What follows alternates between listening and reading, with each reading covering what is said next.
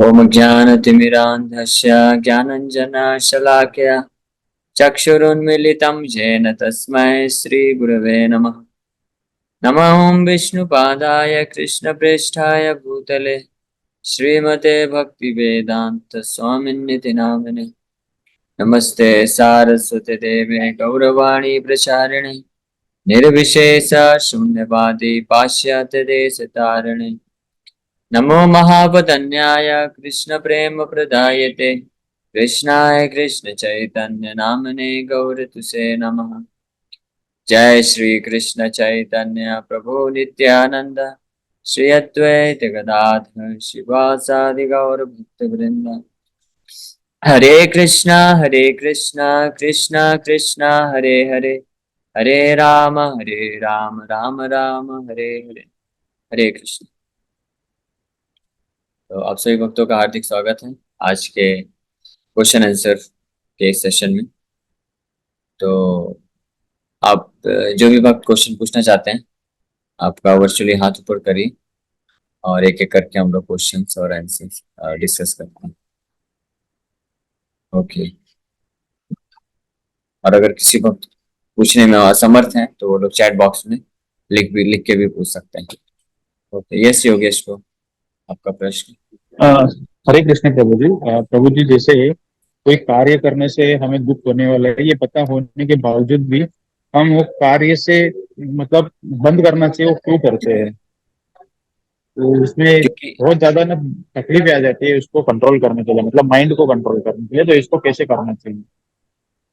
हाँ, तो बहुत अच्छा प्रश्न पूछा है प्रभु जी ने। तो प्रश्न है कि अगर हम कोई कार्य करते हैं कुछ भी और हमको मालूम है उसको करने से हमको दुख ही मिलने वाला है, लेकिन फिर भी हम दुख क्यों कर वो कार्य क्यों कर पाते हैं, कर जाते हैं। तो इसका आंसर भगवान कृष्ण भी देते हैं गीता में। अर्जुन ने जब प्रश्न पूछा था, अतः केने प्रयुक्तोऽयं पापं चरिति पुरुषः अनिच्छन् अपि वार्ष्णेय बलादिव नियोजिता अतः केन प्रयुक्तो अयम।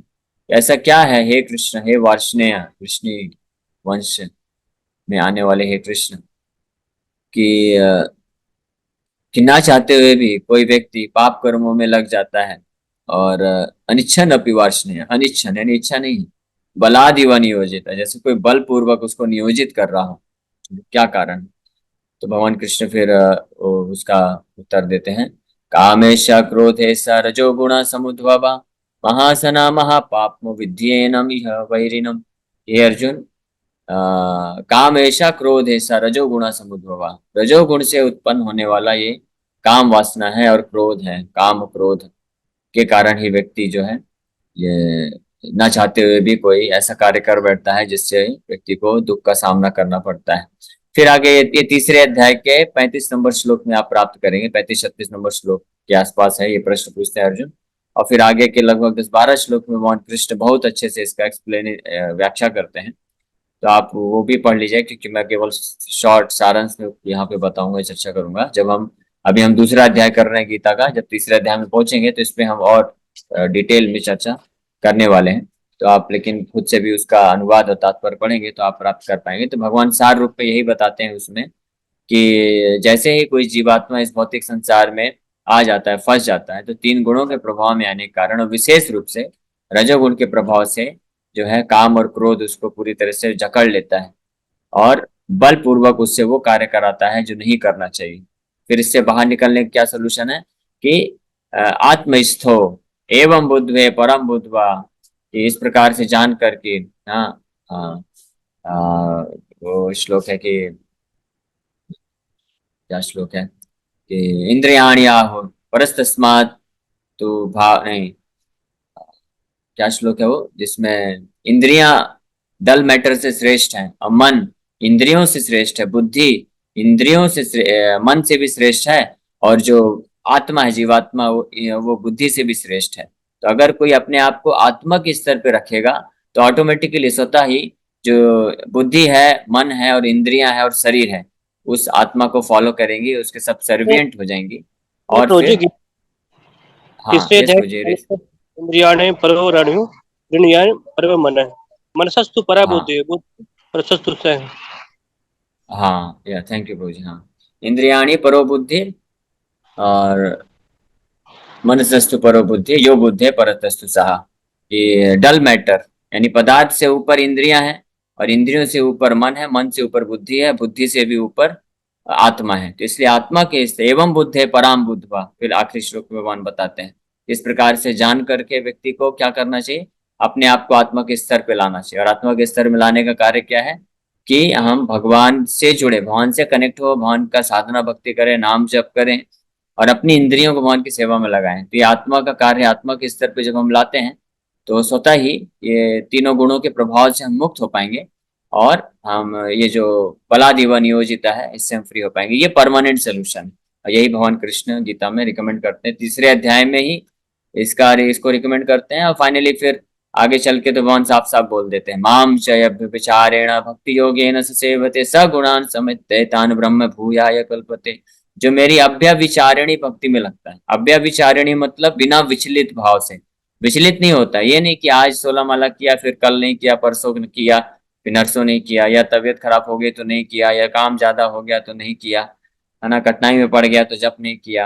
हाँ, तो इस प्रकार से नहीं, अविचलित भाव से जो लगा रहेगा, करता रहेगा, तो वो फिर निश्चित रूप में तीनों गुणों के परे चला जाएगा। और जैसे तीनों गुणों से परे चला गया तो फिर उसके ऊपर ये बल नहीं लगेगा तीनों गुणों का, है ना। जैसे आप प्रश्न पूछे कि ना चाहते हुए भी ये कार्य हम कर बैठते हैं, तो इसका मतलब कोई करा रहा है ना, यानी कोई फोर्स है ना। वो फोर्स क्या है, तीन गुणों का फोर्स है।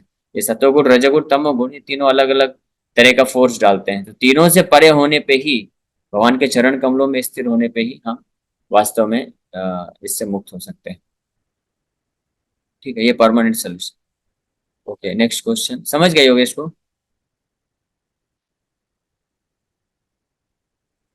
हरे कृष्णा। योगेश यस को सुन प्रभु पा जी, रहे यस प्रभु जी, यस प्रभु जी, हरे हैं? ओके, कृष्ण, समझ गए, समझ गए। ठीक है, नेक्स्ट क्वेश्चन। और वो तो पूछ सकते हैं योगेश प्रभु, आपका आपके प्रश्न के माध्यम से दूसरे लोगों को लाभ होता है, तो अभी क्वेश्चन आंसर पूरा सेशन ही है, पूछ सकते हैं। और भी वक्तों को जिनका जिनका उससे पूछ सकते हैं, थोड़ा तो सर्टेन चीज। यस प्रभु जी। यस, राधिका कृष्ण माता जी का प्रश्न। हरे कृष्ण प्रभु जी, ये पूछना था कि जो भगवान है, जैसे श्री कृष्ण भगवान और प्लस देवी देवता, अगर आपका संपर्क मतलब आपका कनेक्शन देवी देवता प्लस भगवान, आपको मतलब सब पांचों की अनुभूति सब हो रही है, तो क्या हम सिर्फ भगवान श्री कृष्ण बस की पूजा करें कि देवी देवता की भी मतलब सबका करना है? क्योंकि अभी तो सभी की कर रहे हैं। हम्म, तो भगवान कृष्ण इसके बारे में बताते हैं गीता के दूसरे अध्याय के लगभग 60 से 70 श्लोक के बीच में ऐसा एक श्लोक आता है जिसमें यावन अर्थ है उदपाने ब्राह्मण से विजानिता। वो श्लोक आप ढूंढ लीजिएगा। जिस प्रकार से वो कार्य, जैसे गांव में तालाब, अलग अलग तालाब होते हैं, तो तालाब से पानी निकालना है खाने के लिए पहले के समय में। आज के समय में तो ऐसा नहीं होता, आज के समय में तो सब हैंड वो है, टैप वाटर है, नल लगा दिया गया है। नहीं, पहले के वैदिक समय में ऐसा होता था, जिस गांव में नदी नहीं रहती है तो अलग अलग लोग तालाब बनाते थे। तो एक तालाब का पानी केवल इस्तेमाल करते थे पूजा पाठ के लिए, किसी तालाब में केवल नहाया जाता था, किसी तालाब में केवल कपड़े धोते थे, किसी तालाब में अन्य अन्य कार्य के लिए अलग अलग बनाया गया था। लेकिन अगर किसी गांव से नदी बह रही हो तो उनको फिर अलग से तालाब नहीं बनाना पड़ता है, केवल एक ही नदी से वो नहा भी सकते हैं, उसमें भगवान का पूजा का पानी भी ले सकते हैं, उसमें कपड़े भी धो सकते हैं, कुछ सब सारा कार्य एक ही नदी से कर सकते हैं, क्योंकि नदी बहुत विशाल है और उसका पानी बहुत ज्यादा है, प्रवाहित होता रहता है। तो इसी प्रकार से भगवान कृष्ण बताते हैं कि जो मेरी सेवा लक में करता है, जो केवल मेरा मात्र सेवा करता है, तो उसके माध्यम से अन्य सारे देवी देवताओं का सेवा हो जाता है, अलग से करने की आवश्यकता नहीं। लेकिन अगर कोई भगवान कृष्ण का सेवा नहीं करता है तो उसको फिर सारे सारे देवी देवताओं का अलग अलग से सेवा करना पड़ेगा, और टोटल ऐसे कितने करोड़ों देवी देवता हैं, हम सबका कर नहीं सकते। इसलिए जो बुद्धिमान व्यक्ति हैं वो डायरेक्ट केवल भगवान कृष्ण का सेवा करते हैं, और उनका सेवा करने से सारे देवी देवता प्रसन्न हो जाते हैं, संतुष्ट हो जाते हैं। इसकी व्याख्या, इसकी पुष्टि नारद मुनि भी भागवत में करते हैं। यथा तरोर मूल निशेषण तृप्यंति यत् भुजौ के शाखा। जिस प्रकार से एक बहुत बड़ा वृक्ष है, तो उस वृक्ष की अगर आपने जल में, मूल मूल में, जड़ में पानी दे दिए, तो उसके माध्यम से उसके शाखा में, टहनी में, एक एक पत्ती में लाखों करोड़ों पत्तियां होंगी, सब में, फूल में, फल में, सब में पानी पोषण पहुंच जाता है, सब संतुष्ट हो जाते हैं। लेकिन अगर आप अलग से देने का प्रयास करेंगे पत्ते, फूल, शाखा, टहनी में, तो आप वो कर नहीं पाएंगे, हम समर्थ नहीं हो पाएंगे सब तक पानी पहुंचाना, और ना ही बाहरी रूप से देने में उनको पोषण मिल पाएगा, संतुष्टि मिल पाएगी। तो उसी प्रकार से जो भगवान हरि का पूजा कर लेता है, भक्ति कर लेता है, तो ऑटोमेटिकली सारा जो ब्रह्मांड में केवल देवी देवता ही नहीं, सारे जीव संतुष्ट हो जाते हैं। तो पूरी तरह से हर हर प्रकार के प्राणियों के ऋण को उतार देता है और भगवान के धाम को प्राप्त कर सकता है। यही इसी प्रकार से एक और श्लोक में इसका व्याख्या किया गया, यस्मिन तुष्टम जगत तुष्टम, जिनको तुष्ट करने से पूरा जगत तुष्ट हो जाता है। तो ये है, इसलिए भगवान रिकमेंड करते हैं गीता में कि व्यक्ति को केवल भगवान का शरण लेना चाहिए मात्र, और अन्य किसी देवी देवताओं का पूजा करने की आवश्यकता नहीं है। लेकिन दूसरी ओर अगर हम किसी अन्य देवी देवताओं के मंदिरों में भी जाते हैं तो हमको उनका अपमान नहीं करना चाहिए, हमको उनको प्रणाम करना चाहिए, क्योंकि वो भी भगवान के भक्त हैं। हरे कृष्ण।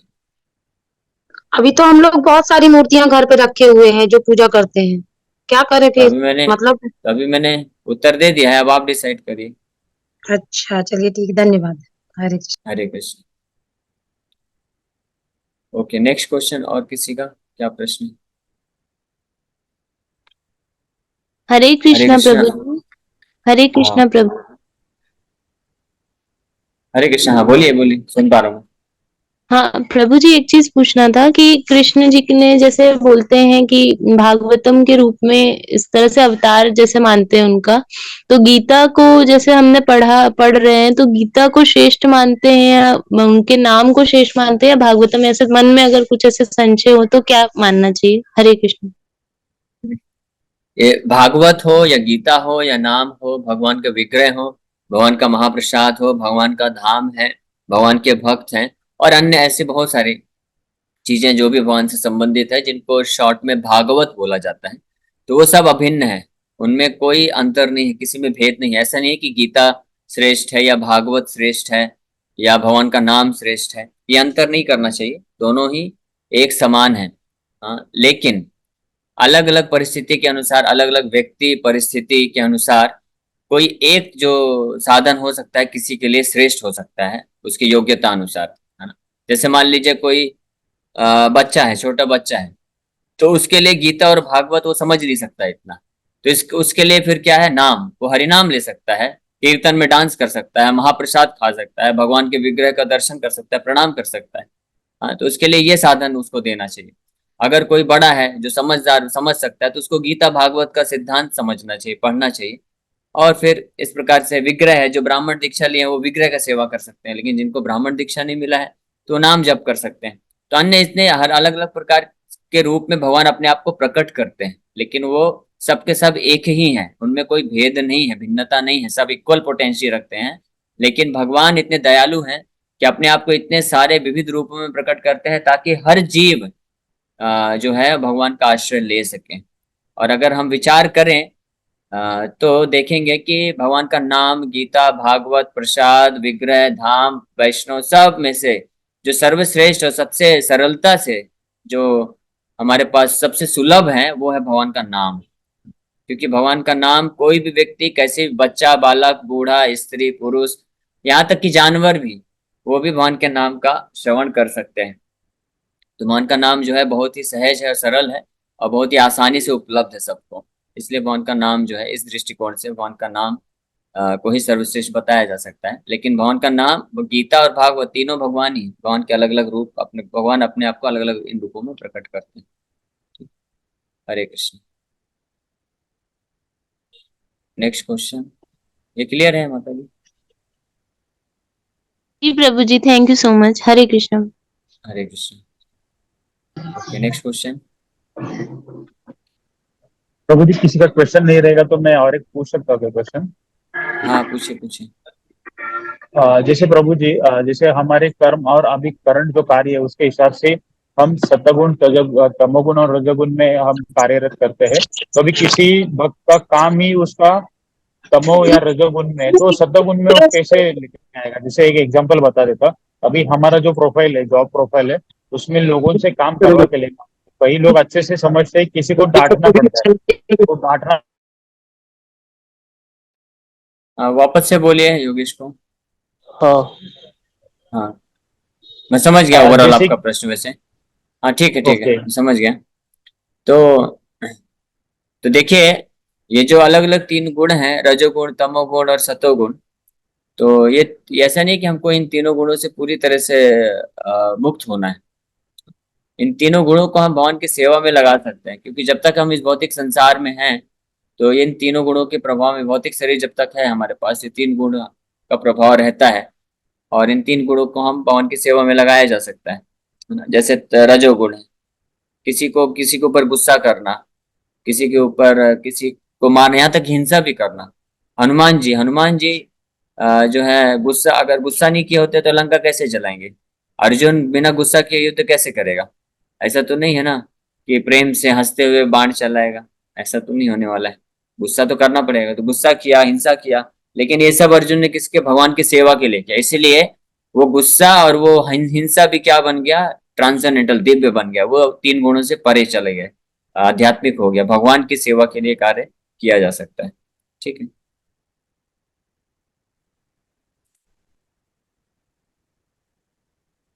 समझ गए? यस प्रभु जी, हरे कृष्ण, समझ गए। हरे कृष्ण। नेक्स्ट क्वेश्चन, राधिका कृष्ण माता जी।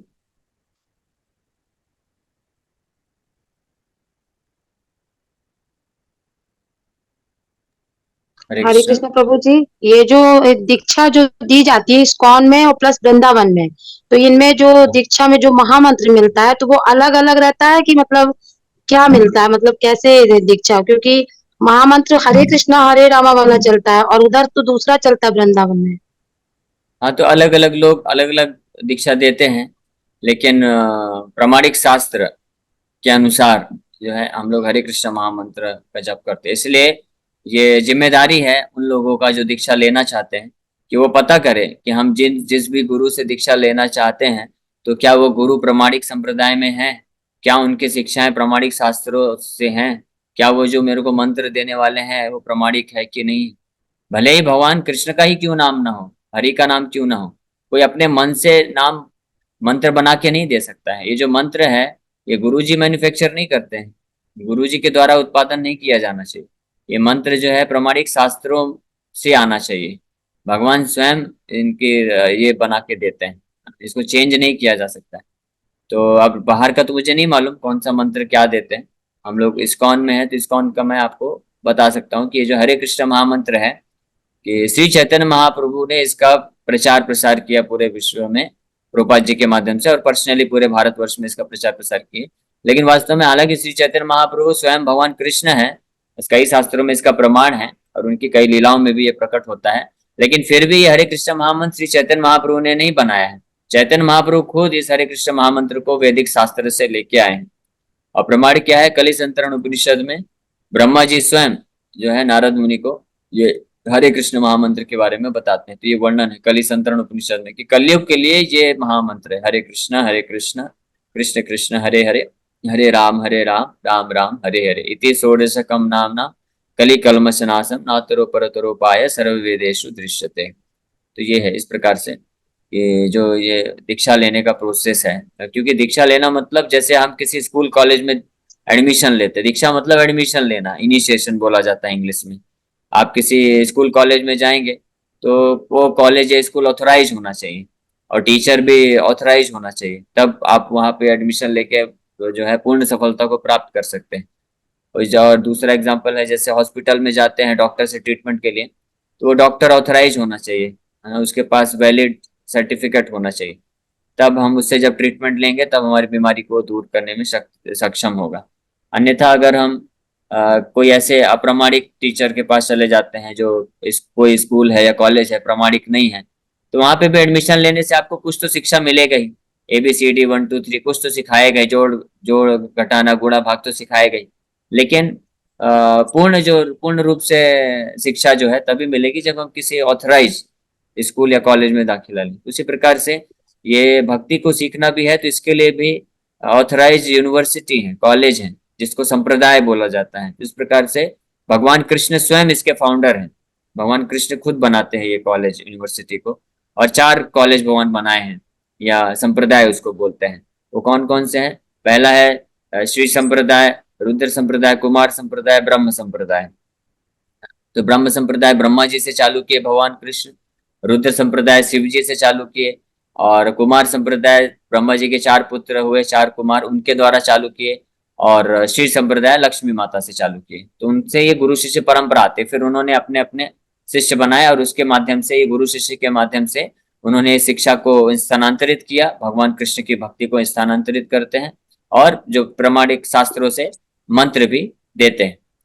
इस प्रकार से ये गुरु शिष्य परंपरा के माध्यम से हरे कृष्ण महामंत्र आता है, शिक्षा आता है, भगवान की भक्ति आती है। तो इस्कॉन जो है ब्रह्मा जी के संप्रदाय में आता है, ब्रह्मा मध्वा गौड़ी संप्रदाय, क्योंकि, और ये जो संप्रदाय है ब्रह्म संप्रदाय, ब्रह्म मध्वा गौड़ी संप्रदाय इसको बोलते हैं, पूरा नाम है, क्योंकि इसमें आगे चल के मध्वाचार्य आते हैं, और फिर उसके बाद गौड़ी संप्रदाय, क्योंकि श्री चैतन्य महाप्रभु आते हैं। तो इन 4 संप्रदायों में से जो है ये एक स्पेशल संप्रदाय है ब्रह्म मध्वा गौड़ी संप्रदाय, क्योंकि बाकी 3 जो संप्रदाय है उसमें भगवान के शुद्ध भक्त आते हैं, उन्होंने ही प्रचार प्रसार किया है। लेकिन इसकी विशेषता ये है ब्रह्म संप्रदाय की कि इसमें भगवान कृष्ण मेन फाउंडर आचार्य शुरुआत किए, लेकिन उसके बाद फिर स्वयं भी आते हैं शिष्य बन करके श्री चैतन्य महाप्रभु के रूप में, और खुद इस संप्रदाय में दीक्षा लेकर के इस संप्रदाय का ग्लोरीज बढ़ाते हैं और इसका प्रचार प्रसार करते हैं। जैसे राजाओं में तो कई महान राजा हुए, लेकिन यदु वंश इतना फेमस क्यों हुआ? क्योंकि यदु महाराज के जैसे और भी राजा थे, राज ऋषि बहुत महान थे, पुण्यवान थे, लेकिन यदु वंश ही फेमस हुआ क्योंकि यदु वंश में, यदु महाराज के डायनेस्टी में, वंश में भगवान साक्षात भगवान कृष्ण प्रकट हुए। इसलिए रघुवंश क्यों फेमस हुआ? राजा तो कितने सारे हुए अलग अलग वंश के, लेकिन रघुवंश फेमस हुआ क्योंकि भगवान स्वयं रामचंद्र उसमें प्रकट हुए, इस कारण से। तो इसी प्रकार से ये इस्कॉन उस संप्रदाय में है जिसमें स्वयं श्री चैतन्य महाप्रभु आए और उन्होंने हमको हरे कृष्ण महामंत्र दिया है, और इसलिए हम लोग हरे कृष्ण महामंत्र का जप करते हैं। हरे कृष्ण। और कोई प्रश्न? ये क्लियर है माता जी, या इसमें और कुछ आपको संशय? यस प्रभु जी, ये क्या बोलते हैं, दीक्षा अगर किसी ने नहीं ली है तो क्या बाकी हमारी लोग पूजा संपूर्ण मानी जाएगी? बाकी लोग अनम्यूट करके। तो अगर दीक्षा, प्रश्न है कि अगर हमने दीक्षा नहीं लिया है तो क्या हमारी पूजा संपूर्ण मानी जाएगी? तो वास्तव में अगर देखा जाए तो हमारी पूजा की, भक्ति की पूर्णता दीक्षा के पश्चात ही हो सकती है, लेकिन इसका मतलब ये भी नहीं है कि अगर दीक्षा जिस अभी तक हमने नहीं लिया तो हमारा भक्ति पूजा जो है वो व्यर्थ नहीं होता है। दीक्षा के पहले हम बिना दीक्षा लिए हम जो भी पूजा पाठ नाम जप करते हैं, सेवा करते हैं, तो उससे हम भक्ति में आगे जरूर बढ़ते हैं, हमको भक्ति सुकृति प्राप्त होती है, जिससे हम धीरे धीरे आगे बढ़ते हैं। लेकिन वास्तव में जो पूर्ण सिद्धि है, पर कंप्लीट परफेक्शन, पूर्ण सिद्धि वो है कि हम पूर्ण रूप से भगवान के प्रति प्रेम विकसित कर सके और इस भौतिक संसार से विरक्ति विकसित कर सके, और इस भौतिक संसार को त्याग करके हम भगवान के धाम को प्राप्त कर सके। ये जो पूर्ण सिद्धि है ये दीक्षा लेने के पश्चात ही मिल सकती है, इसलिए दीक्षा बहुत महत्वपूर्ण है। बिना दीक्षा के कोई भी व्यक्ति भगवान के धाम को नहीं प्राप्त कर सकता है, क्योंकि दीक्षा के माध्यम से ही हम किसी शुद्ध भक्त, शुद्ध परंपरा के आचार्यों के आश्रय में आते हैं, और जब हम उनके आश्रय में आते हैं तो उनके दिशा निर्देश अनुसार जब हम भक्ति करते हैं तभी हम भगवान को पूर्ण रूप से प्राप्त कर सकते हैं।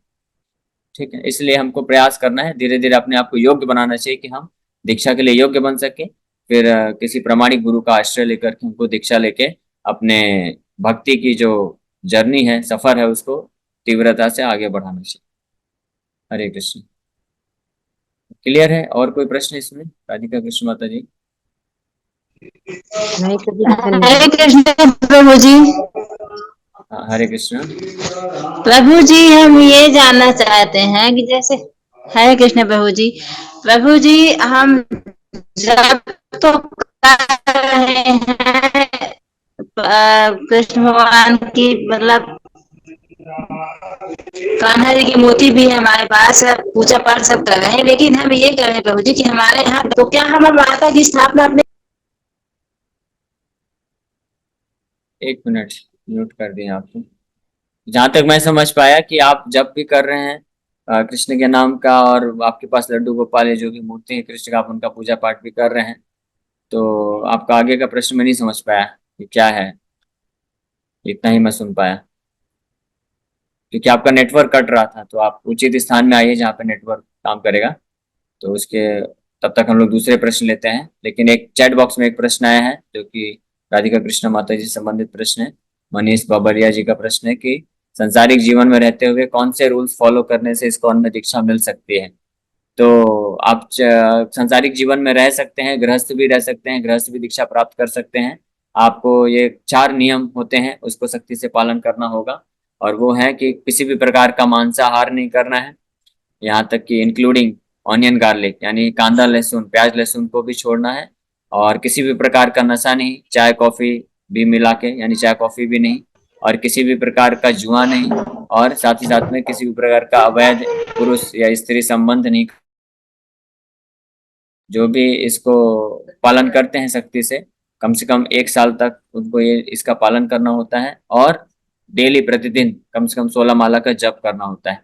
ये जो 2 चीजें हैं, 4 नियम का पालन, 16 माला का जप, ये कंपलसरी है, ये मस्ट है। और इसके अलावा हम किसी न किसी इस्कॉन मंदिर में किसी न किसी जो प्रामाणिक भक्त हैं इस्कॉन के, उनसे हमको उनके संपर्क में रह करके उनके आदेशानुसार हम जो भी हमारी समर्थ के अनुसार हम जो भी भगवान का सेवा कर सकते हैं, है ना। चाहे अपने तन मन धन जैसे भी हम कुछ समय निकाल के मंदिर में आके कुछ सेवा दे सकते हैं, या घर पे रह के हम भगवान के विग्रह रख के सेवा दे सकते हैं। तो इस हिसाब से कुछ सेवा हमको करना चाहिए। तो इस प्रकार से वो व्यक्ति योग्य हो जाता है दीक्षा प्राप्त करने के लिए। ठीक है, ओके। नेक्स्ट क्वेश्चन पुष्पा माता जी का। यस पुष्पा माता जी, आप सुन पा रही हैं? ओके ठीक है, नेक्स्ट। यस माता जी बोलिए। हरे कृष्णा।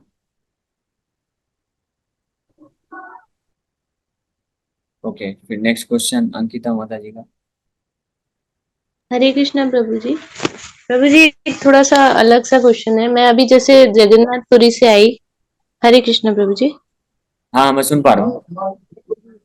तो एक थोड़ा सा ही अंदर से गिल्ट लग रहा है बोलने में, बट वहां का जो मैंने दर्शन किया उसके बाद पता नहीं ऐसा हो रहा है मेरे साथ अजीब सी चीज कि घर में लड्डू गोपाल हैं, उनकी तरफ जैसे पहले जो चीज थी वैसी दृष्टि नहीं हो पा रही, वैसा आकर्षण नहीं हो रहा। वहां ज्यादा आकर्षण, मतलब बार बार उनका ध्यान आ रहा है जो दर्शन करके। ऐसा क्या, समझ नहीं आ रहा क्या बोलूं मैं। हरे कृष्ण। नहीं हाँ मैं समझ गया, तो इसमें कोई दिक्कत नहीं है। आप जगन्नाथ बलदेव सुभद्रा महारानी को घर पे लेके आइए और उनका पूजा करिए। जगन्नाथ जी बहुत परम दयालु हैं, और वास्तव में कलयुग के भगवान जगन्नाथ जी ही हैं ना। कृष्ण तो द्वापर युग के हैं। कृष्ण का सेवा करने से, अभी पहले एक पॉइंट मैं क्लियर कर देता हूँ क्योंकि यहाँ पे कई लोग नए लोग भी होंगे।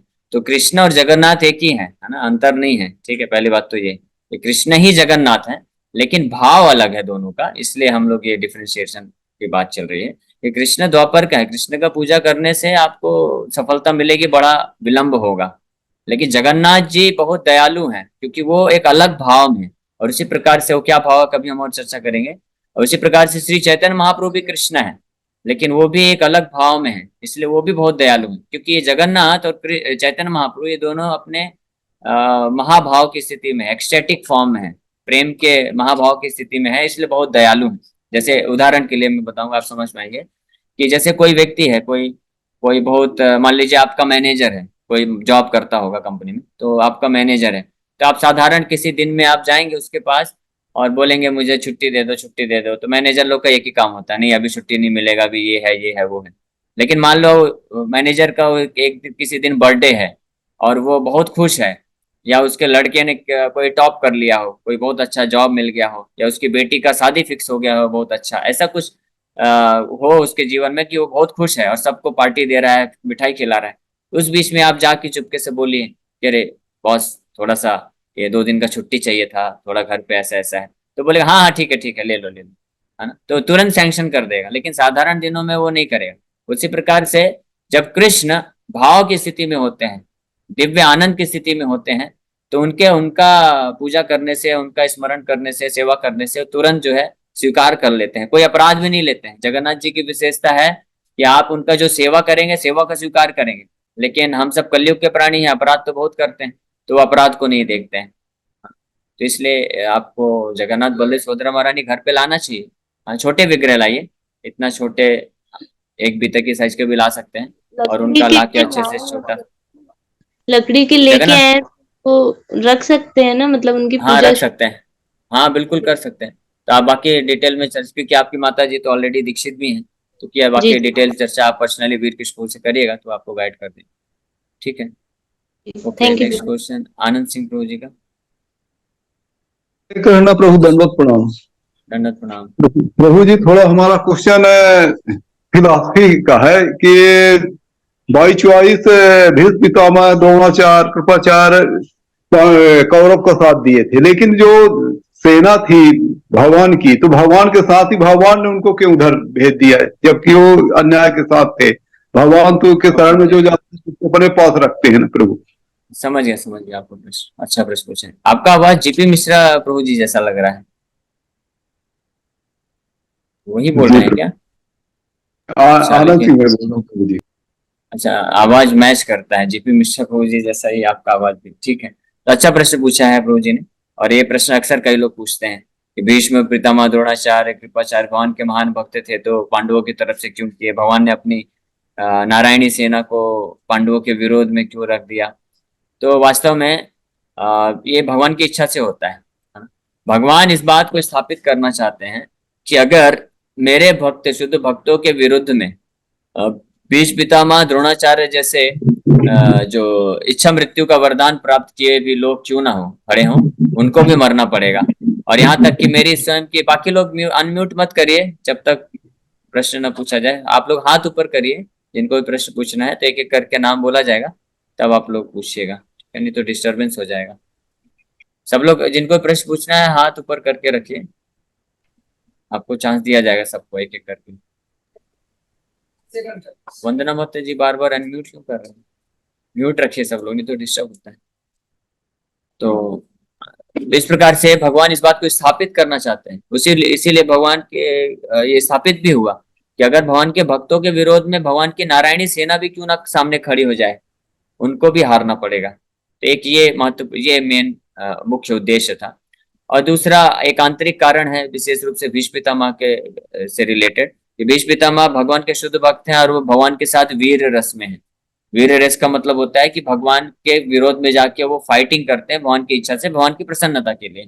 तो और वो भक्त का भी इसी में उनको दिव्य आनंद मिलता है। तो भगवान अपने भक्त को दिव्य आनंद देते हैं, उनको अपने अपोनेंट में विरोध में रख करके फाइटिंग करते हुए। तो एक ये भी एक रीजन। ओके, हरे कृष्ण। नेक्स्ट क्वेश्चन, जिनको भी पूछना है हाथ ऊपर करिए तो वो आसानी होगी। यस प्रश्न होंगे। हरे कृष्ण प्रभु जी। हरे कृष्ण। मेरा क्वेश्चन ये था कि जैसे एकादशी अपन व्रत रहते हैं और उस दिन हमारा कोई दूसरा व्रत भी पड़ जाए, तो फिर ऐसे में पालन किसका करें? बेस्ट है एकादशी पालन करना चाहिए, क्योंकि एकादशी भगवान को अत्यंत प्रिय है। देखिए, डिपेंड करता है हम क्या प्राप्त करना चाहते हैं, क्या उद्देश्य है ना। अगर कोई डॉक्टर बनना चाहता है तो मेडिकल कॉलेज में एडमिशन लेना पड़ेगा, इंजीनियर बनना चाहता है तो इंजीनियरिंग कॉलेज में एडमिशन लेना पड़ेगा, है ना, उसके ऊपर निर्भर करता है। तो इसी प्रकार से अगर कोई इस भौतिक संसार में सुख भोग करना चाहता है तो वो फिर चाहे अन्य व्रत का पालन कर सकता है, कर्म कांड को फॉलो कर सकता है। लेकिन अगर कोई भगवान कृष्ण की शुद्ध भक्ति को प्राप्त करके इस भौतिक संसार से अपने आप को मुक्त करके भगवान के धाम को जाना चाहता है, तो उसको एकादशी का व्रत का पालन करना चाहिए। केवल एकादशी व्रत पालन करने से सब कुछ हो जाता है, अन्य और कोई व्रत करने की आवश्यकता नहीं है। एकादशी, जन्माष्टमी, रामनवमी, नरसिंह चतुर्दशी, भगवान के आविर्भाव प्राकट्य, भगवान के भक्तों के आविर्भाव प्राकट्य और तिरोभाव दिवस, और ये एकादशी, केवल ये व्रत का पालन करना चाहिए। बाकी और कोई व्रत का पालन करने की आवश्यकता नहीं है। भले ही आपने भक्ति में आने से पहले आपने कुछ नियम बनाया था कि हम वो क्या बोलते हैं 7 संतान का ये व्रत रखेंगे और अन्य व्रत रखेंगे, तो वो अगर करना है तो कर लीजिए, लेकिन वो अगर छोड़ भी देंगे तो आपका कुछ नुकसान नहीं होने वाला है, क्योंकि भगवान कृष्ण की भक्ति में लगने से, एकादशी व्रत पालन करने से और जन्माष्टमी, रामनवमी, नरसिंह चतुर्दशी, इन व्रतों का पालन करने से बाकी सारा जो है सफल हो जाता है, अन्य कुछ करने का आवश्यकता नहीं पड़ता है ऐसा। एक चीज और प्रभु जी, मैं बोलूं? हाँ बोलिए। जी प्रभु जी, एक ये था कि जैसे ये हरे कृष्ण कृष्ण कृष्ण हरे हरे, ये जो हम लोग को मन में चलता रहता है, तो कई बार बगैर नहाए जैसे अपन बर्तन मांज रहे हैं, कपड़े धो रहे, कुछ भी कर रहे हैं, उस वक्त भी मन में चलता है, तो क्या ये गलत तो नहीं है? नहीं नहीं, बिल्कुल गलत नहीं है, ये तो बहुत अच्छा है और चलना ही चाहिए। मन में ही क्यों, मुंह पे भी होना चाहिए, है ना। भगवान के नाम मेरे का। को लगा जैसे अपन बिना नहाए भी जैसे एक दिमाग में चलता रहता है, तो ये गलत तो कहीं नहीं है, बस नहीं इतना ही नहीं, था। बिल्कुल गलत नहीं। भगवान के नाम का स्मरण हमेशा करना चाहिए और मुंह से भी नाम ले सकते हैं, हरे कृष्ण कृष्ण कृष्ण हरे हरे, हरे राम राम राम हरे हरे। कोई भी काम करते वक्त भी भगवान के नाम का जप मुंह से भी कर सकते हैं, किसी भी परिस्थिति में, चाहे हम नहाए हो या ना नहाए, उससे कोई फर्क नहीं पड़ता है। लेकिन जब हम अपने 16 माला का जप करते हैं, वो भी सुबह सुबह, तो वो जो माला लेके करते हैं तो उसको अच्छे से प्रॉपर नहा धो के हमको जप करना चाहिए। और बाकी जो है, हम पूरे किसी भी दिन में किसी भी समय भगवान के नाम का जप कैसी भी परिस्थिति में कर सकते हैं, ठीक है। हरे कृष्ण। अभी कुछ प्रश्न चैट में आए हैं, तो वो पहले वो मैं ले लेता हूँ 3 क्वेश्चन, उसके बाद और यहाँ से प्रश्न लेते हैं क्योंकि समय भी हो रहा है। तो एक प्रश्न आया है संजय प्रो का, मनुष्य का जन्म क्यों हुआ है, क्यों धरती पे आए हैं हम। तो मनुष्य का जन्म इसलिए हमारा हुआ है, 84 लाख योनियों में केवल एक मनुष्य ऐसी योनि है जिसमें हम अपने आप को सांसारिक दुखों से मुक्त कर सकते हैं, भगवान को जान सकते हैं, भगवान की भक्ति प्राप्त कर सकते हैं और इस भौतिक संसार से मुक्त होकर के भगवान के धाम जा सकते हैं। पहली बात तो हमको ये जानना है कि हम लोग ये शरीर नहीं है, हम लोग आत्मा है। और ये आत्मा हर बार जैसे मृत्यु होता है दूसरा शरीर प्राप्त करता है, तो इस प्रकार से 84 लाख शरीर हैं। तो उन सबको भ्रमण करते करते करते करते कई कई करोड़ों अरबों खरबों जन्मों के बाद हमको ये मनुष्य शरीर प्राप्त होता है। और फिर ये मनुष्य शरीर प्राप्त करने के पश्चात हमारा ये मौका है, सुअवसर मिलता है कि हम भक्ति करके अपने आप को इस जन्म मृत्यु के चक्कर से छुटा के भगवान के धाम को प्राप्त कर सके, ठीक है। इसलिए मनुष्य शरीर हमको मिला है। नेक्स्ट क्वेश्चन है श्रुति माता जी का, हरे कृष्ण प्रभु जी। मैं जब गीता वितरण के लिए गई थी। तो जो टेबल 7:50 टाइम है, 8 बजने वाला है, तो अच्छा ठीक है, 2 प्रश्न चैट बॉक्स में है, ले लें, शॉर्ट में आंसर दे देते। हाँ तो गीता वितरण करने गई थी, तब मेरे एक प्रभु जी को कहा कि आपके पास अगर गीता है तो किसी को दान दे दिए, स्पॉन्सर करो। तो कहने लगे कि जब भगवान आके बोलेंगे तब मैं गीता दान करूंगा, ऐसे लोगों को क्या जवाब दें। तो भगवान ही तो आके बोल रहे हैं, ऐसे लोग को समझाइए कि गीता और भगवान में अंतर नहीं है, भगवान खुद ही आ रहे हैं गीता के माध्यम से, है ना। और दूसरी बात, आप बोल रहे हैं कि भगवान पर्सनली आके बोले, तो उसके लिए हमको योग्य बनना चाहिए ना।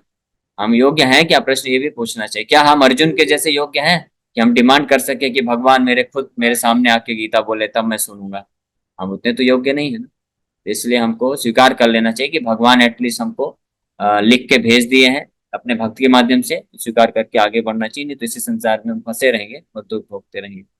लास्ट क्वेश्चन मेरा मिलता जुलता प्रश्न था, जब से वृंदावन से आए हैं तब से मन ध्यान वही लगा रहता है, यहाँ भगवान के विग्रह के ये करते समय भी मैं वृंदावन के मंदिर में रहता है, ऐसा मैं क्या करें, कोई भूल तो नहीं हो रही। नहीं नहीं, भूल क्या, अच्छी बात है। अब वृंदावन में जाने का पर्पज भी यही है।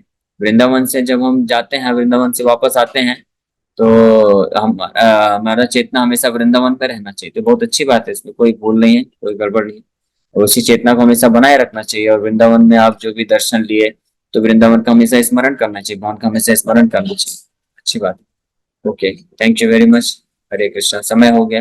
नेक्स्ट टाइम फिर से क्वेश्चन आंसर सेशन रखेंगे, तो बाकी लोग फिर क्वेश्चन आंसर पूछ सकते हैं। हरे कृष्ण।